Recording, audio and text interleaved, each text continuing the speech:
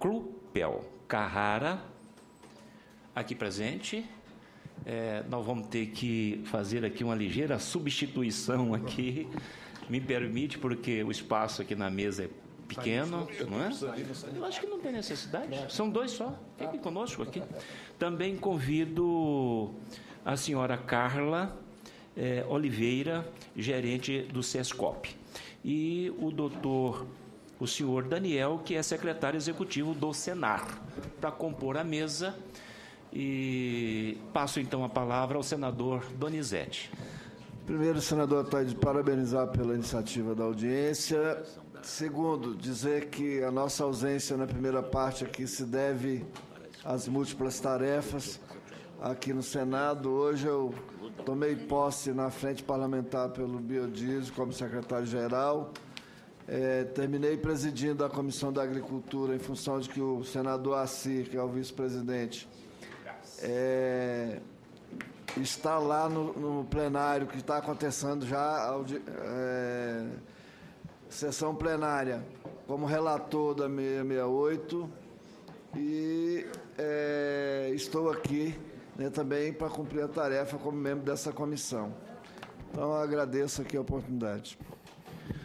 Agradeço a sua participação, senador Donizete. E passo, então, a palavra ao senhor Daniel Klupel Carrara. Por favor.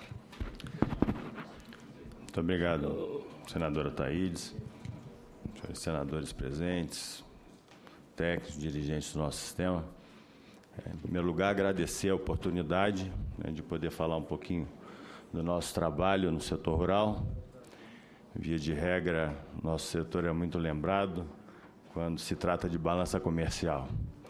Mas nas nossas ações, efetivamente, nosso trabalho silencioso no campo nem sempre é visto. Dizer que é um prazer muito grande estar aqui hoje.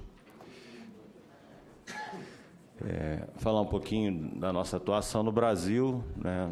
Nós somos criados em 1992, após a extinção do Senar Público. Já existiu o Senar Público vinculado ao Ministério do Trabalho, e uma estrutura muito grande, física, de equipamentos. Essa estrutura não se mostrou eficiente e foi extinta, e em 92 foi recriada no formato privado, vinculado à Confederação da Agricultura e Pecuária do Brasil, e nesse formato nós começamos as nossas atividades em 93, numa estrutura para atender 5.175.000 empresas ou produtores em todo o país.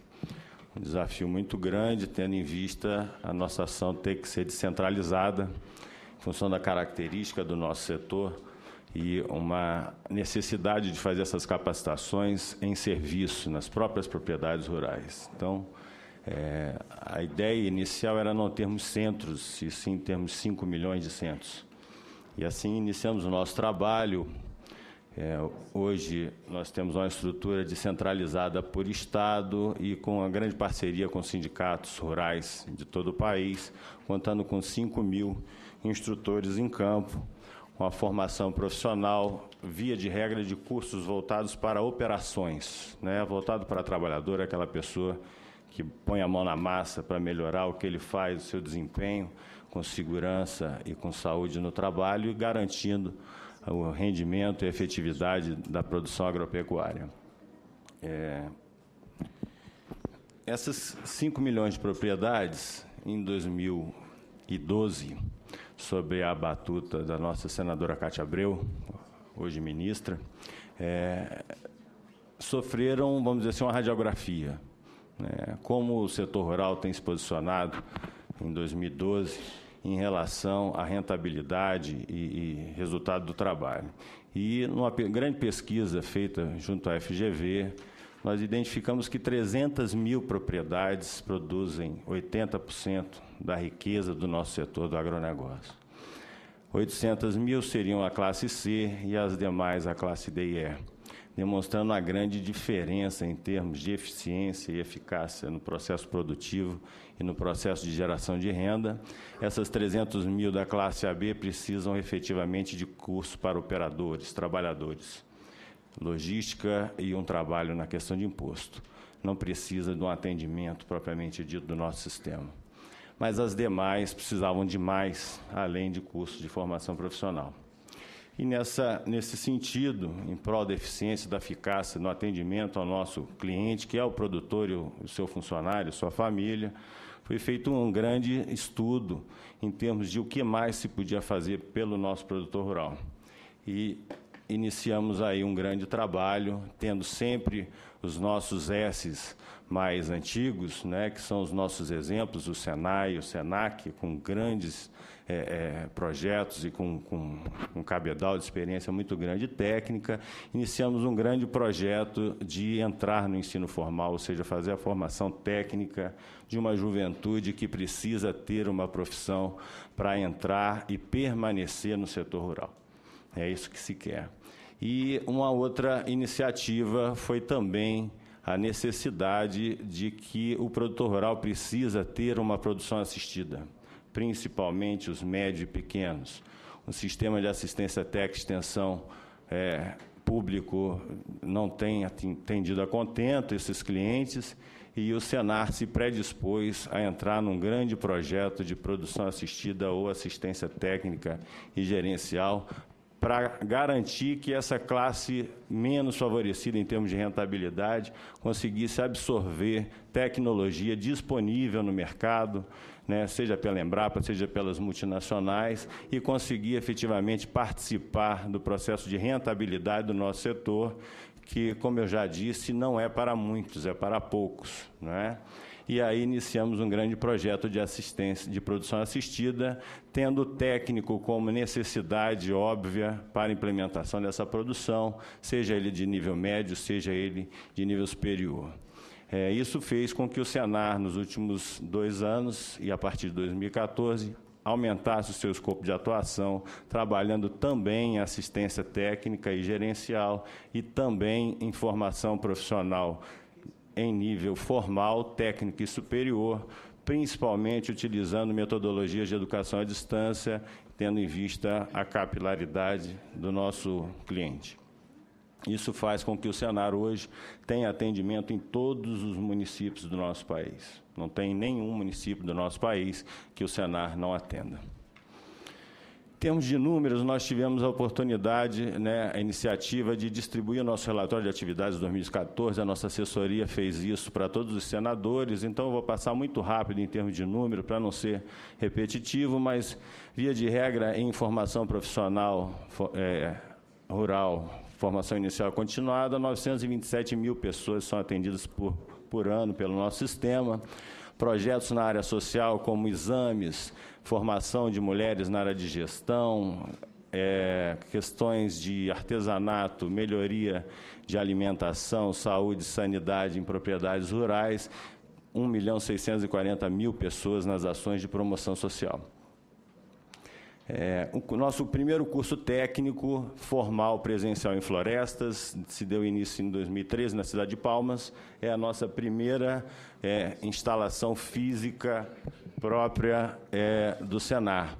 E entramos também por uma demanda do Ministério da Educação na rede ETEC, ensino técnico à distância. Já temos hoje 20 polos, 1.000 alunos em formação. A Rede ETEC Brasil, por uma grande surpresa nossa, na nossa primeira chamada nós tivemos 5.600 inscritos para participar do projeto e conseguimos, tendo em vista as dificuldades do Pronatec, em execução 1.300 pessoas. A assistência técnica com grandes projetos já em implementação, com destaque para a região do Mato Piba, Mato Grosso do Sul, e um grande projeto de inclusão produtiva no semiárido nordestino, com grandes resultados, também está em execução. Educação à distância, 41.000 matrículas ano, Isso é uma grande estratégia para que consigamos atingir o Brasil como um todo, com uma ação mais profunda, mais de formação básica e de maior carga horária, garantindo aí uma formação mais integral. O Pronatec, nós temos uma pequena parcela do Pronatec, né, nos organizamos para atender uma clientela de jovens, né, com a capacitação de 200 horas, principalmente a questão do ensino médio, e fizemos 53 mil matrículas em 2014 e estamos aí aguardando, né, as próximas definições do Ministério em termos de parceria para saber se vamos avançar ou não. Um grande investimento em inovação, então 162 milhões de reais investidos em formação de técnicos de assistência técnica e produção assistida, 67 milhões em polos de educação à distância e o mais novo projeto, que é a ampliação da rede física, que são 10 centros de excelência por ocupações prioritárias, né, vocacionados para a área de leite, café, pecuária de corte, pecuária de leite, ovino, caprino, palma de óleo, floresta, grãos e fibras, que serão, além de escolas técnicas presenciais, centros de geração de conteúdos e materiais para o uso do nosso polo, dos nossos polos e da nossa rede de educação à distância, seja para o ensino médio, seja para o ensino superior. Aí, números desde a nossa criação, 65 milhões de pessoas atendidas pelo nosso sistema, como eu coloquei, em todos os municípios do país, a maior parte dos atendimentos na própria propriedade rural. E sem querer ser repetitivo, mas não podemos deixar de colocar aqui as 10 instâncias de análise das nossas contas, dos nossos documentos financeiros, físicos e fiscais, chegando ao TCU, encaminhado ao Ministério do Trabalho.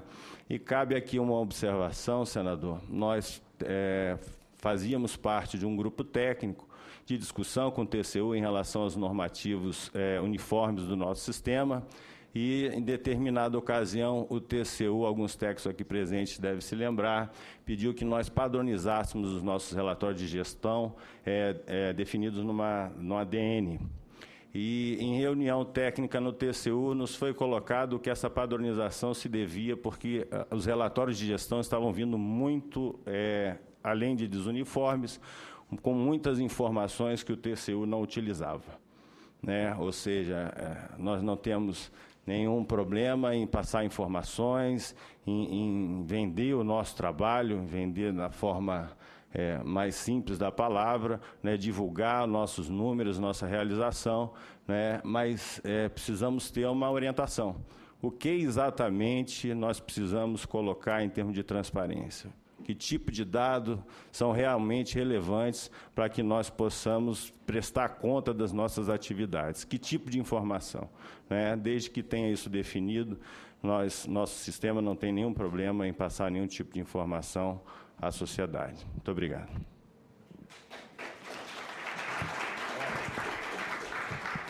Agradeço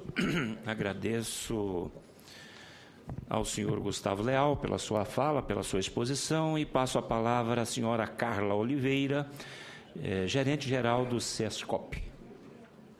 Com a palavra, senhora.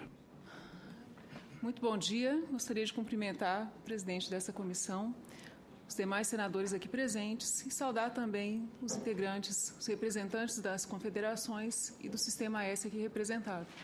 Gostaria de agradecer a oportunidade, especialmente de trazer um pouco do esforço da atuação do SESCOP e especialmente os resultados alcançados. O SESCOP, que é uma entidade do Sistema S nova e que muitas vezes, quando a gente fala a sigla, a gente precisa trazer junto, já na sequência, o descritivo para o melhor entendimento. Então, agradeço a oportunidade de poder aqui compartilhar com os senhores um pouco do que o SESCOP faz e os resultados que tem alcançado. Então, considerando que o tema... Só um minutinho, obrigada. O tema desse encontro, dessa reunião de hoje, é eficiência na gestão do SESCOP. Gostaria de iniciar trazendo um pouco de quem somos. O que é o SESCOP? O SESCOP é o Serviço Nacional de Aprendizagem do Cooperativismo, então é o S do cooperativismo, compreendendo o cooperativismo como um modelo que busca o resultado econômico, mas que traz no seu bojo, de forma indissociável, a necessidade de desenvolvimento social. Até porque cooperativas são união de pessoas, cooperativas são compostas por pessoas, o maior ativo de uma cooperativa são as suas pessoas. Essas pessoas se unem em torno de um objetivo, de um propósito comum, Portanto, a propriedade é coletiva e a gestão é democrática. Costumamos dizer que, dentro desse contexto, desse sentido, sem viabilidade econômica, uma cooperativa não existe, mas sem viabilidade social, ela não tem razão de ser.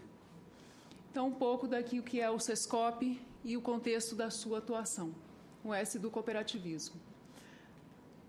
O SESCOP foi criado por meio de uma medida provisória em 98, teve sua regulamentação em 99 e percorreu um caminho aí até para o efetivo início dos trabalhos em 2000. Portanto, somos um S que tem 15 anos de atuação.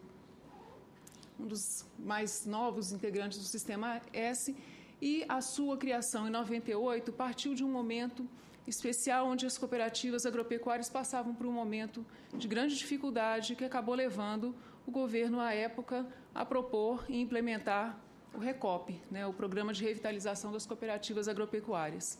Dentro desse contexto do RECOP, havia uma série de instruções para que as cooperativas pudessem acessar esses recursos. Entre elas, uma forte demanda por planos de desenvolvimento das cooperativas, planos de profissionalização da gestão das cooperativas, o que acabou ensejando,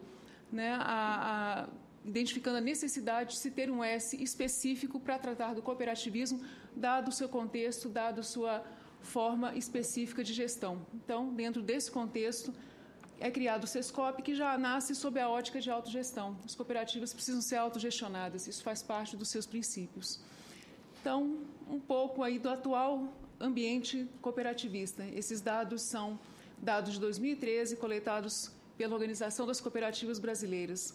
Somos 6.827 cooperativas, distribuídas em 13 ramos distintos, que compreendem hoje mais de 11 milhões e meio de cooperados e empregando 338 mil pessoas. Se formos considerar cooperados e empregados, temos aí uma participação de cerca de 5,9% da população brasileira. Mas se formos avançar um pouco nessa visão, trouxermos aí os cooperados, os empregados e seus familiares, considerando aí, em média, uma família com 4 pessoas, passamos de 20% da população, de alguma forma, envolvida com o cooperativismo. Esse é o nosso atual ambiente de atuação. Um pouco do SESCOP, diante de todo esse contexto, do seu contexto de criação,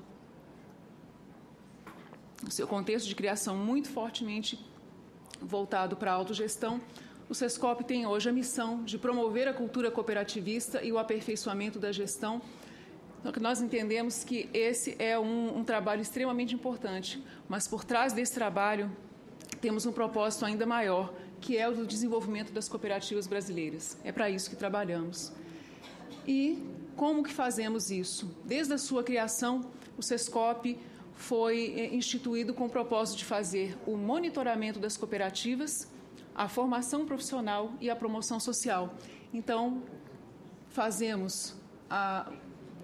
promovemos a cultura cooperativista e o aperfeiçoamento da gestão para o desenvolvimento das cooperativas por meio do monitoramento, que gera dados e informações que melhor nos orientam nas nossas ações de formação profissional e de promoção social. Os nossos recursos vêm da folha de pagamento das cooperativas no percentual de 2,5%. Em 2014, a título de referência, foram 267 milhões a arrecadação bruta do SESCOP, o que representa, diante aí da arrecadação total de terceiros, 0,75%. Esses são os recursos. E aí, também, sem querer ser repetitiva, esses recursos, ao serem executados, passam exatamente pelo mesmo formato que já foi colocado aqui, verificação pelo Conselho Fiscal, Conselho de Administração, auditoria independente, auditoria externa, além da auditoria interna que nós também temos, a fiscalização pelos órgãos de controle, CGU e TCU. Bom, estamos falando de eficiência na gestão dos recursos, trazemos aqui alguns dados. Dentro desses recursos que foram utilizados também com base em referência 2014, 82% dos recursos foram direcionados para a nossa atuação finalística, ou seja, para empreender no monitoramento das cooperativas, na formação profissional e na promoção social. Atendemos mais de 1 milhão de pessoas em ações de formação profissional e de promoção social, com gratuidade de 99,5%. Esse, então, é o nosso cenário de execução de recursos.